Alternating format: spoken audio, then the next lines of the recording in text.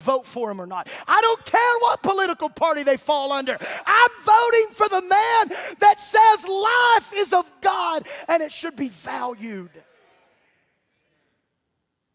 Support organizations like Hope Resource Center. Volunteer your time. Offer your money. But if we just sit idly by and become proactive and never become proactive in our fight for life, I'm going to tell you right now, we ain't no better than Pilate was, who just done nothing but let the majority have their will and way. Church, y'all do know Pilate had words of life. In his mouth were the words of life and death, but he let an innocent person die because he was more worried about the majority. Psalms 82, deliver. The word literally means rescue. Verse 4, deliver, rescue the poor and needy, and rid them of the hand of the wicked. Deuteronomy 27:25, cursed be he that taketh reward to slay an innocent person.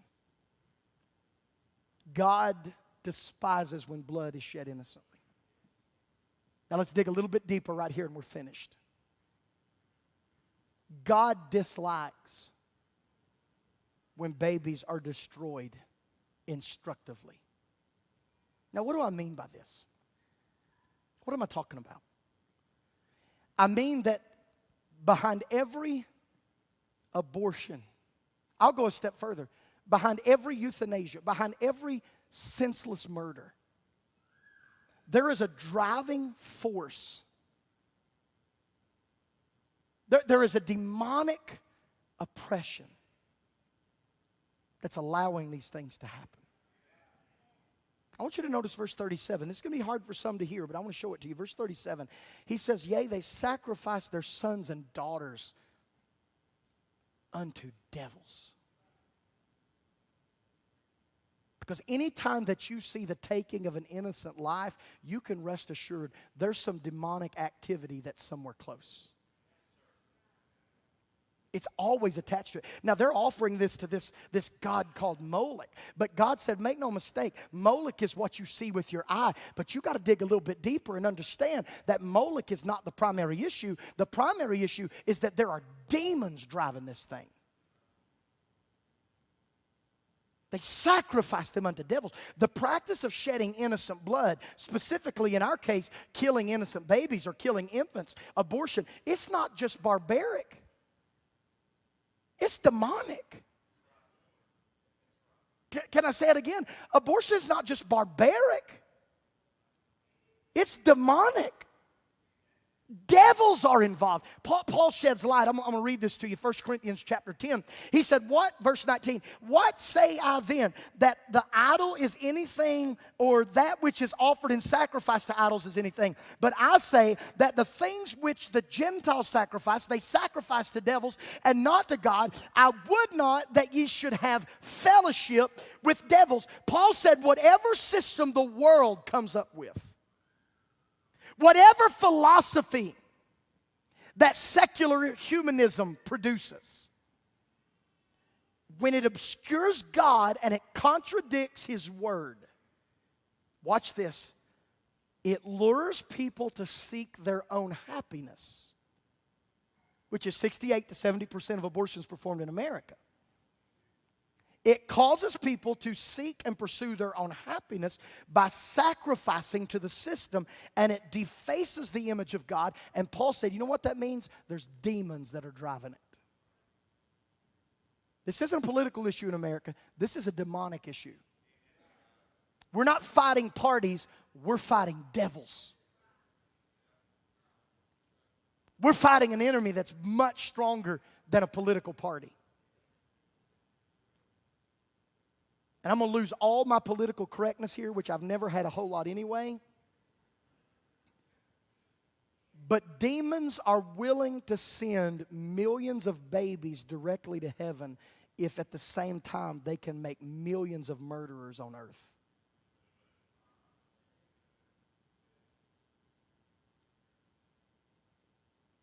I said demons are willing to send millions of babies directly to heaven if it means in the process they can create millions of murders on earth. Read the statistics of women who have to live the rest of their lives after making that decision. In a minute, I'm going to get to grace. God is full of grace, and God offers grace, and God forgives. Can I get an amen right there? Regardless of what decision you may have made as a teenager or a young adult, there is a God in heaven who redeems, restores, and fixes that which is broken. He's not a God who holds that over your head. If you've honestly asked for the forgiveness of it, He'll forgive a mother that's had an abortion just like He'll forgive a drug addict for doing drugs. He is a God of mercy.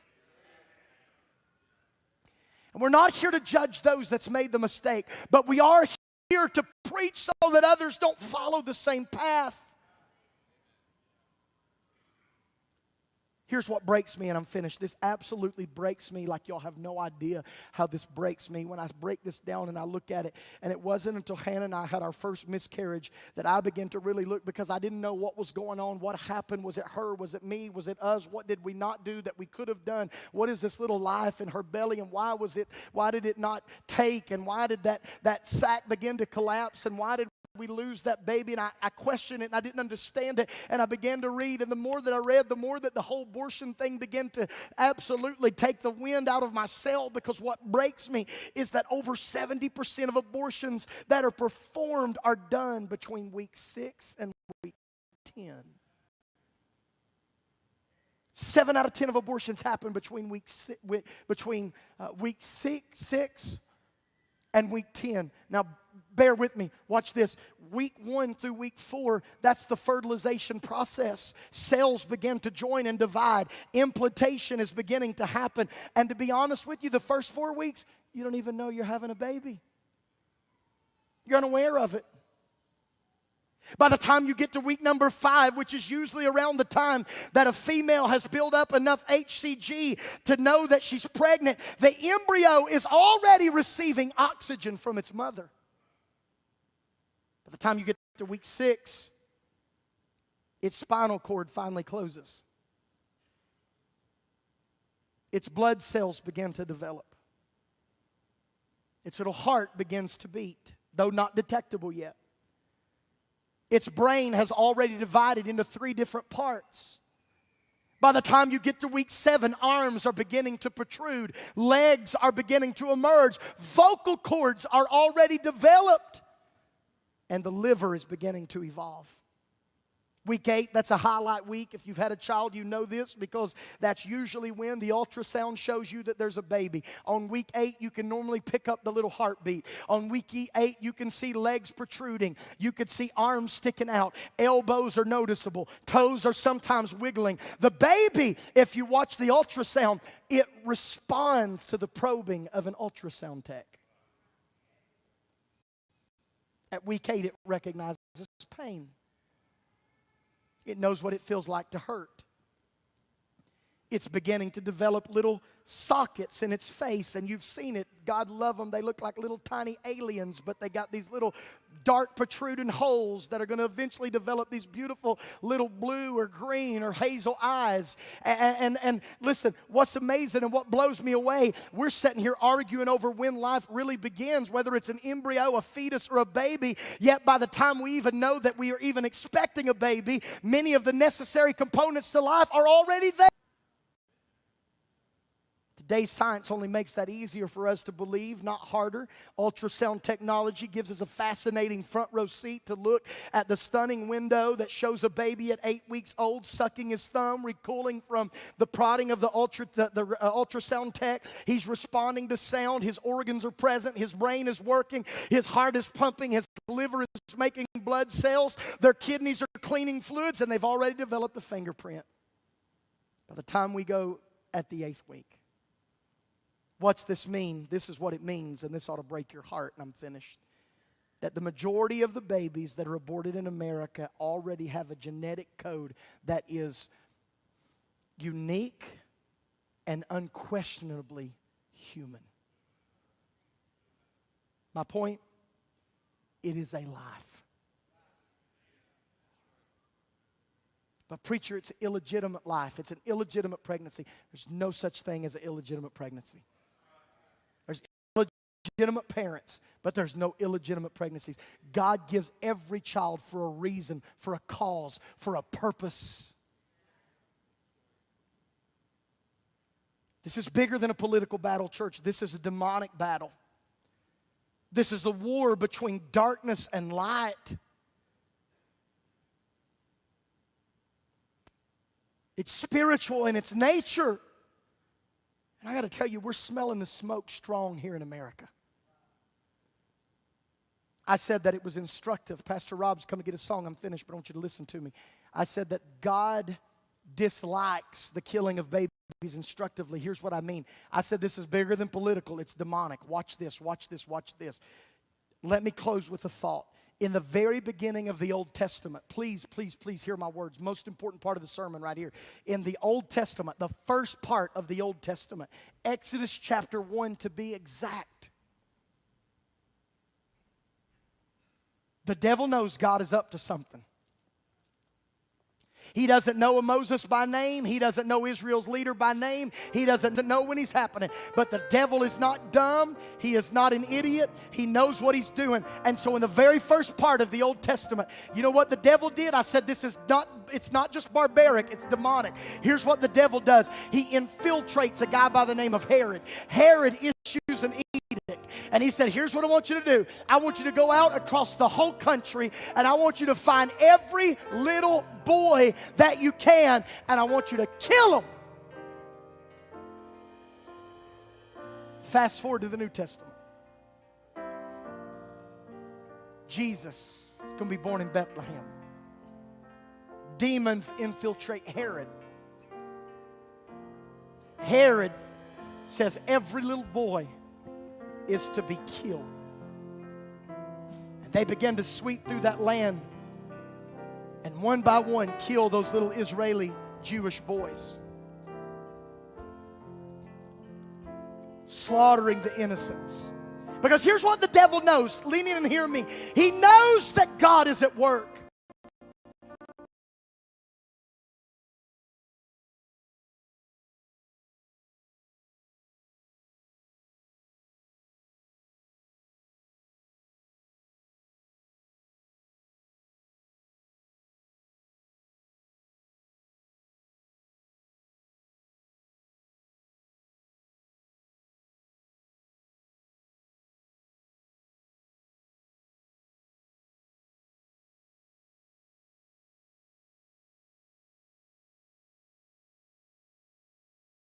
Real. So he let some Israeli mom and dad know.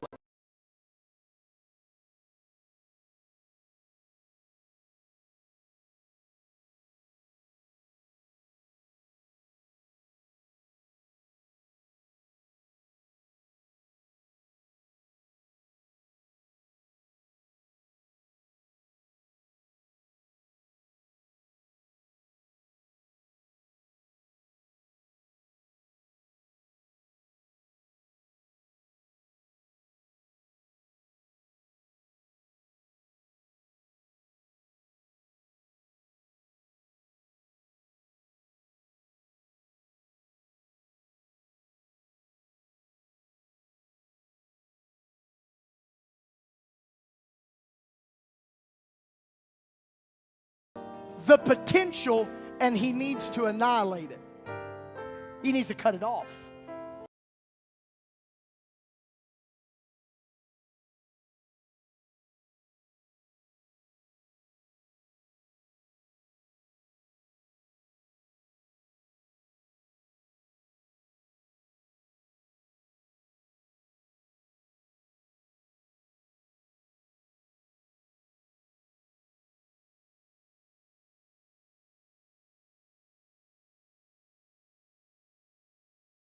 I may be no match for them.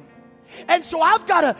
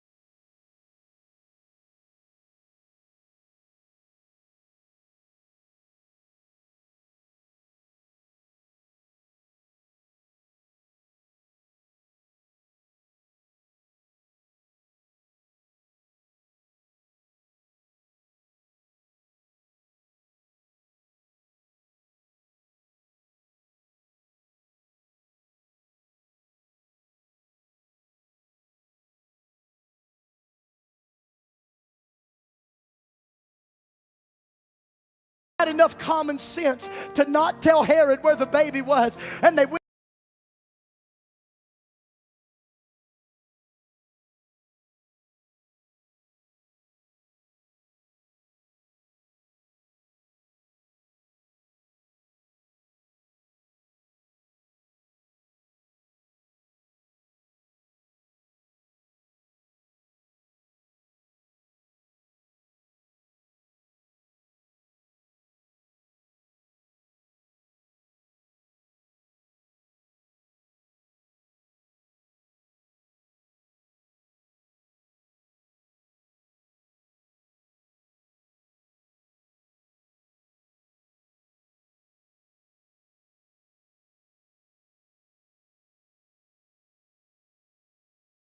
So fast forward.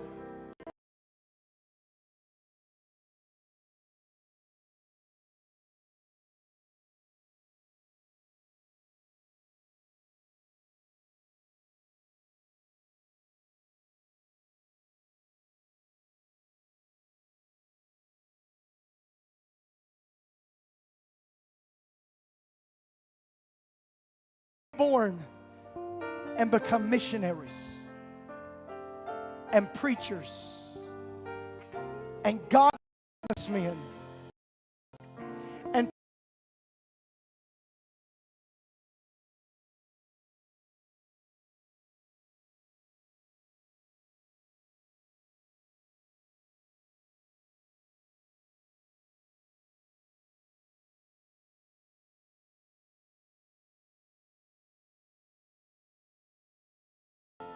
they're a threat to me.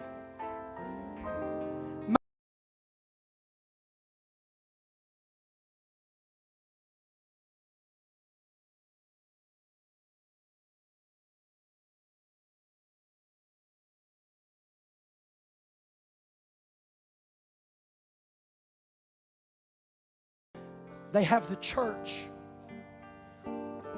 I don't think you heard me. I said they have the church.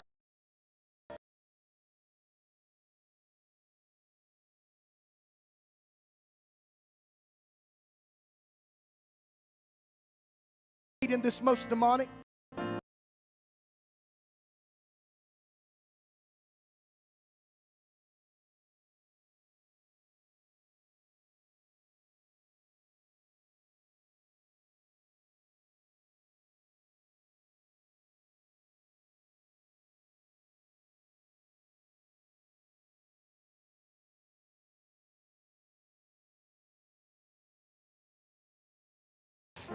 Of the defenseless.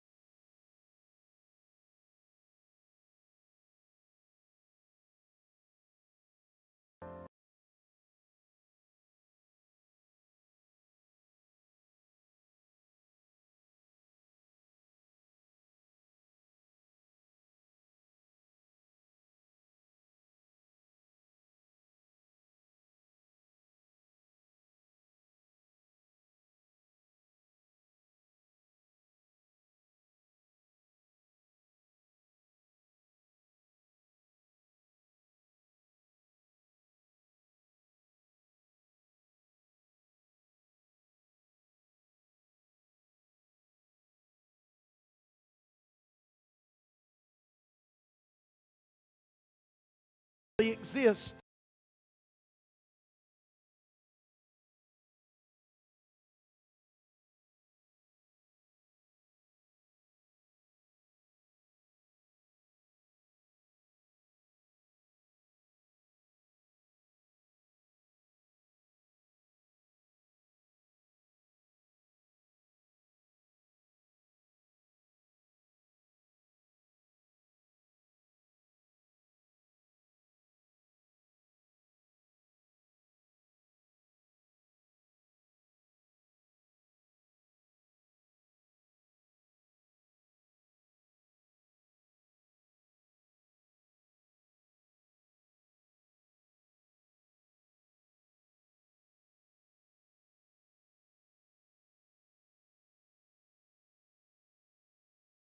life without ever stopping to rest. And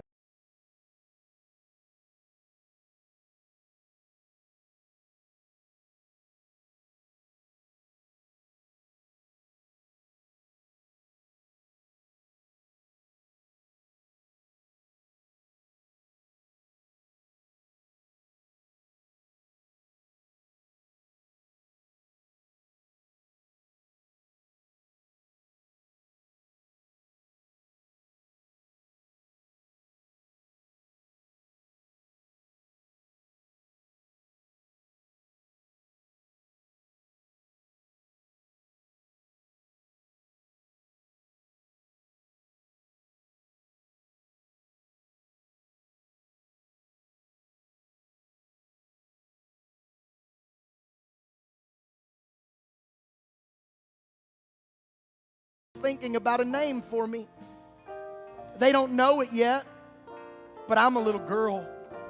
I hope they'll call me Kathy. I'm getting so big.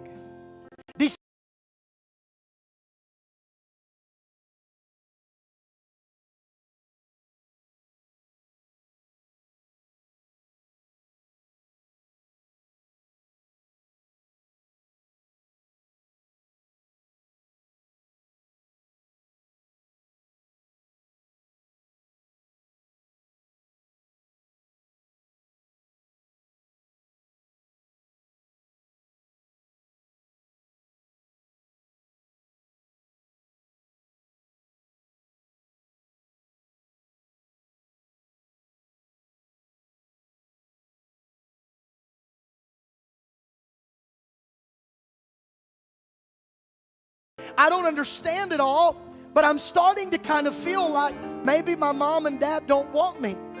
I don't know why she doesn't want me. If she only saw me and held me, she really would love me. But the reality is, we ought to protect at all costs the sanctity. Hey, you pray for our nation.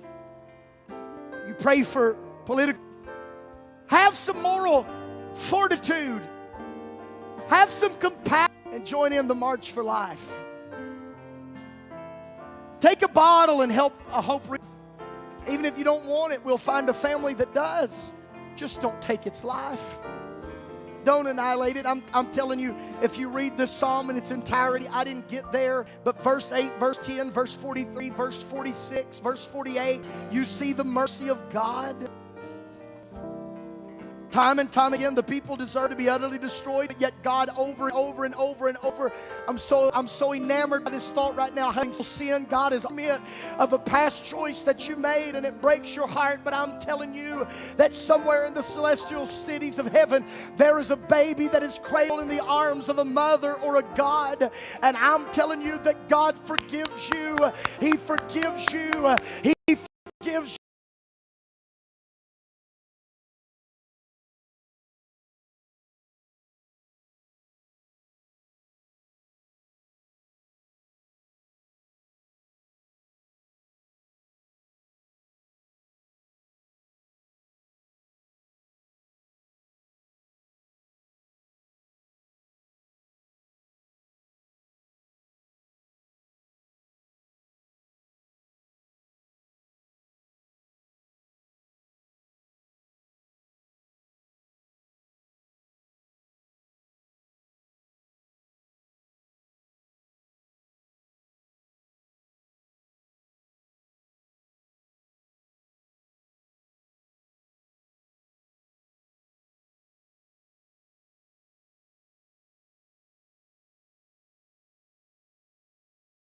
Blood. In Jesus' name.